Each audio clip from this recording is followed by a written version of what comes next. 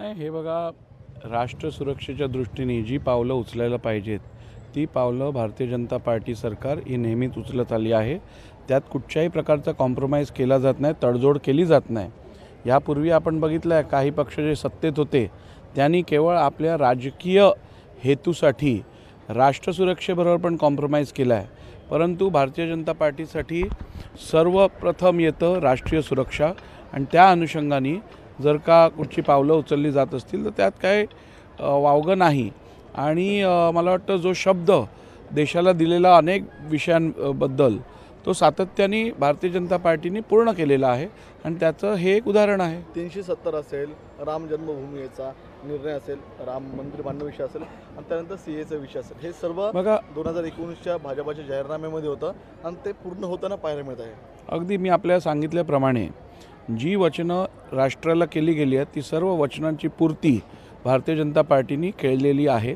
आपण बघितलं सीएए असेल किंवा आर्टिकल 370 असेल किंवा राम मंदिराचं निर्माण असेल, या तिन्ही गोष्टी वचनबद्ध होतं भारतीय जनता पार्टी आणि त्या संदर्भातली कारवाई करून एकूण जी राजकारण्यांविषयी आणि राजकीय पक्षांविषयी विश्वासार्हता जी समाजात कमी होत चालली आहे ती आज भारतीय जनता पार्टीचं कंडक्ट बघितल्यानंतर ती विश्वासार्हता परत एस्टॅब्लिश होईल असं मला वाटतं। आज एकंदरीत या ठिकाणी तुम्ही अभयनगरमध्ये आलेला आहात, त्याआधी धन्यवाद देवेंद्रजी कार्यक्रम या मैदानावर झालेला होता। आज तुम्ही महिलांसाठी एक कार्यक्रमाचं आयोजन केलेलं आहे, काय नेमकं भाजपचा महिला मतांवर डोळा आहे? नाही, मतांचा विषय नाही आहे। आपल्याला माहिती आहे महिला आंतरराष्ट्रीय महिला दिन आत्ताच आपण सगळ्यांनी साजरी केला आहे आणि महिला शक्ती ही खरी भारताची शक्ती आहे आणि महिलांना पुढे नेऊन महिलांना प्रोत्साहन देणं ह्यातच भारताचा विकास आणि भारताची प्रगती आहे।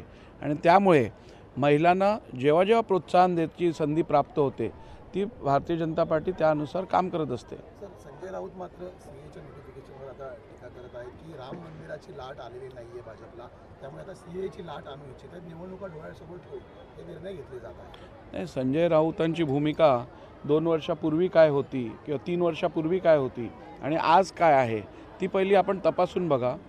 अगदी ऑपॉर्च्युनिस्ट पॉलिटिक्स ज्याला म्हणतात, म्हणजे संधी साधू राजकारण ज्याला म्हणतात, ते संजय राऊत आणि शिवसेना उबाठा या पक्षाकडनं करण्यात येत आहे।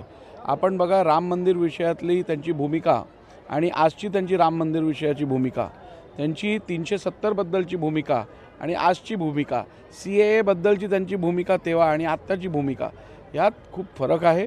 मला वाटतं आज केवळ वोटर अपीजमेंट म्हणजे मतदारांना प्रभावित करण्यासाठी त्यांनी स्टँड घेतलेला आहे।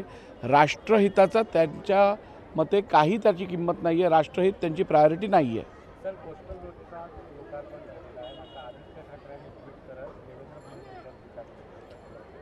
आदित्य ठाकरेंनी देवेंद्रजींवरती टीका करणं हे हास्यास्पद आहे। आदित्य ठाकरेंनी पहिली स्वतःचा मतदारसंघ सांभाळावा आणि त्यानंतर नेत्यांवरती टीका करावी। आज मी वरळीत कानाकोपऱ्यात फिरतो आहे आणि जो आमदाराचा अभाव वरळीत दिसून येतो तो अभूतपूर्व आहे।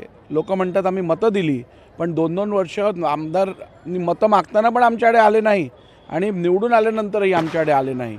त्यामुळे अशा व्यक्तींनी नेत्यांबद्दल काय वक्तव्य करायचं? आणि आपण जर बघितलं तर त्यांनी केलेल्या टीकांमध्ये काय अर्थ आहे का, काय तथ्य आहे का?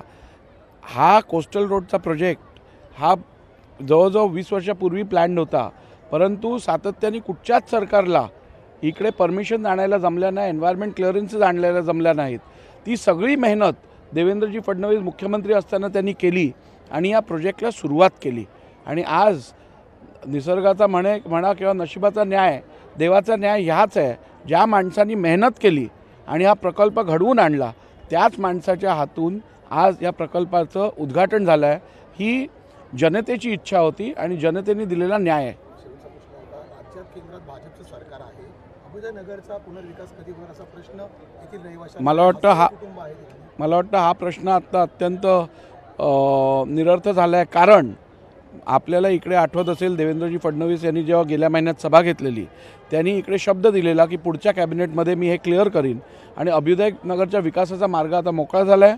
क्लस्टर डेव्हलपमेंट इकडे होणार आहे, इकडे संपूर्णपणे कॅबिनेटचा क्लिअरन्स मिळालेला आहे आणि आता इकडे हा विकास करण्यासाठी पुढची पावलं उचलली जाऊ शकतात. ओके. एबीपी माझा, उघडा डोळे बघा नीट.